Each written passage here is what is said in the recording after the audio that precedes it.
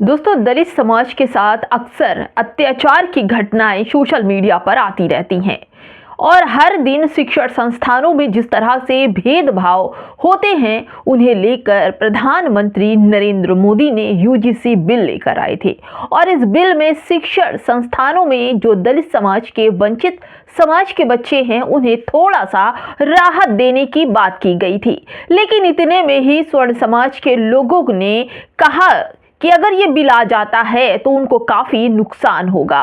दोस्तों, इस नुकसान के चलते स्वर्ण समाज के तमाम लोग सड़कों पर धरना प्रदर्शन करने लगे, आंदोलन करने लगे। यहाँ तक कि गोदी मीडिया भी पूरी तरह से इन्वॉल्व हो गई और नरेंद्र मोदी की कभी जयकारा करने वाली गोदी मीडिया ने नरेंद्र मोदी को यहाँ तक कि तेली जैसे शब्दों से संबोधित कर दिया। टीवी मीडिया में बैठे हुए स्वर्ण पत्रकारों ने नरेंद्र मोदी को एक बौना साबित करने की ओढ़ मचा ली थी।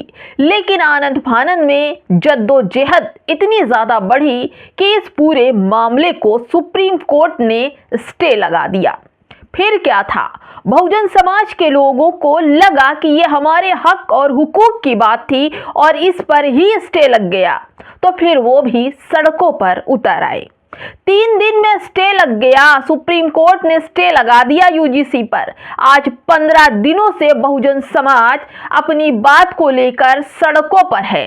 जगह जगह छात्रों का आंदोलन दिखाई पड़ रहा है, चाहे वो इलाहाबाद यूनिवर्सिटी हो, बनारस हो या देश की लखनऊ यूनिवर्सिटी हो या फिर दिल्ली से जामिया जेएनयू यूनिवर्सिटी। तमाम जगहों पर छात्र और उनसे जुड़े नेता पहुंचते हैं और अपनी हक और हुकूक की शांतिपूर्वक ढंग से बात कर रहे हैं। लेकिन इसी दिल्ली यूनिवर्सिटी में कुछ ऐसे लोग भी हैं जो इस पूरे माहौल को खराब करके रख दिया।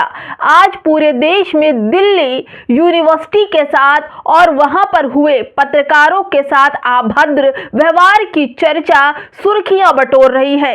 नेशनल चैनल भी अब इसमें कूद पड़ा है। जबकि आपको बताऊं, रुचि तिवारी नाम की एक यूट्यूबर जो खुद को महिला पत्रकार कहती हैं, उनके जरिए इस पूरे माहौल को बिगाड़ने का काम किया गया, झूठा प्रोपेगेंडा फैलाया गया और उसके बाद माहौल खराब हो गया। रुचि तिवारी को लेकर, नवीन कुमार नंदन को लेकर जो बातें सोशल मीडिया पर तैर रही है दोस्तों, उसे मैं आपको एक एक बात सुनाऊंगी और ये भी दिखाऊंगी वीडियो भी कि किस तरह से रुचि तिवारी नवीन कुमार नंदन के साथ अभद्र व्यवहार करते हुए अन्य पत्रकारों के साथ भी अभद्र व्यवहार कर रही हैं, केवल इसलिए क्योंकि वो किसी अलग जाति से आती हैं, यानी कि अपर जाति से आती हैं। दोस्तों, पूरी खबर बताऊंगी और ये बताऊंगी कि कैसे किस तरह से रुचि तिवारी अपने प्रोपेगेंडे में कामयाब हो गई।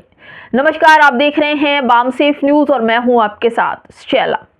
दोस्तों, होता क्या है कि जो लोग कमजोर समाज से आते हैं उन्हें दबाने की कोशिश की जाती है। जबकि आप देखें, अपर कास्ट के जो लोग हैं वो गलत भी करे तो सही हो जाता है। इसलिए सही हो जाता है क्योंकि उनके मानने वाले ऊंचे पदों पर बैठे हैं। वो जो निकाल कर पेज पलट कर देंगे वही सब कुछ सच हो जाता। और यही कुछ हुआ डीयू यूनिवर्सिटी में, जहां पर वंचितों के प्रदर्शन चल रहे थे यूजीसी समर्थन में। इससे पहले मैं आपको बताऊं कि खबर शुरू करूं तो मैं आपको बताऊं कि प्रोफेसर हबीब, उनका एक इंटरव्यू बच्चों से संबोधित हो रहे थे, माइक पर सभा कर रहे थे और पीछे से ही किसी मनुवादी ने उन पर पानी फेंककर उनके पूरे सभा को खराब करने की कोशिश की। उसके बाद मैं एक दिन पहले आपको ले चलती हूं, जब दिल्ली में ही चंद्रशेखर आजाद रावण की सभा थी और इस सभा में रुचि तिवारी ने वहीं से प्रोपेगेंडा शुरुआत की। जैसा कि आप देखते हैं कि कई ऐसे वीडियो हैं जहां पर रुचि तिवारी चंद्रशेखर आजाद की रैली में पहुंचती हैं और वहां पर आए हुए बहुजन समाज के लोगों को चिढ़ाती हैं कि तुमको 5000 सालों से पानी नहीं मिला, तुम 5000 साल से प्यासे हो, तुम 5000 साल से बिना पानी के जीवित कैसे हो। और इनके मुंह पर इतनी मधुर मुस्कान होती है कि लगता है कि ये बहुजन समाज को इस तरह से जला रही हैं और जलील करने की कोशिश कर रही हैं कि तुम लोगों ने झूठ बोला कि 5000 साल से तुमको पानी नहीं मिला और तुम वंचित हो।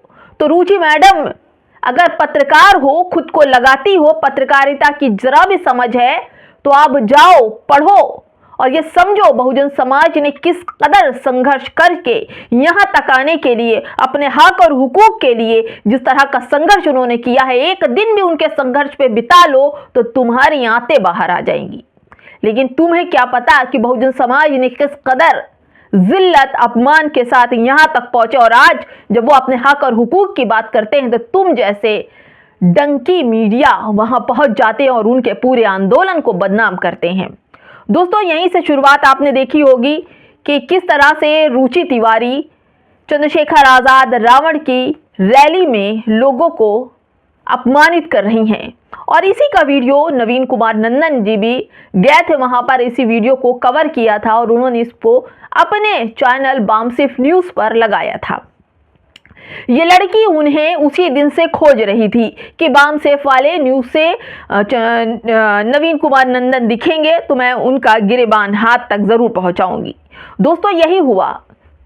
दूसरे दिन ही यानी कि 13 फरवरी को एक वंचित सभा थी जहां पर डीयू के छात्र आए हुए थे, बहुजन पत्रकार थे, सभी कवर करने के लिए आए हुए थे। लेकिन ये लड़की इतनी भीड़ में नवीन कुमार नंदन को खोज रही थी और उन्हें अकेला पा करके वो उन तक पहुंचती है, उनसे बदतमीजी करती है और कहती है कि तुमने मेरा वीडियो क्यों डाला और इसको डिलीट कर। बोल रही है, तमीज नहीं है बात करने की, खुद को पत्रकार लगाती हैं। आप उसको हमारे चैनल पर बामसेफ न्यूज पर उसका वीडियो दिखाई पड़ रहा है कि वो किस तरह से बदतमीजी कर रही। ठीक है दोस्तों, मैं आपको वो भी वीडियो आपको अपने ही इसी वीडियो पे दिखाते हुए किस तरह से वो बदतमीजी करती नजर आ रही। देखिए दोस्तों, ये तरीका क्या है? क्या तरीका? ये तरीका क्या है? बताओ ना।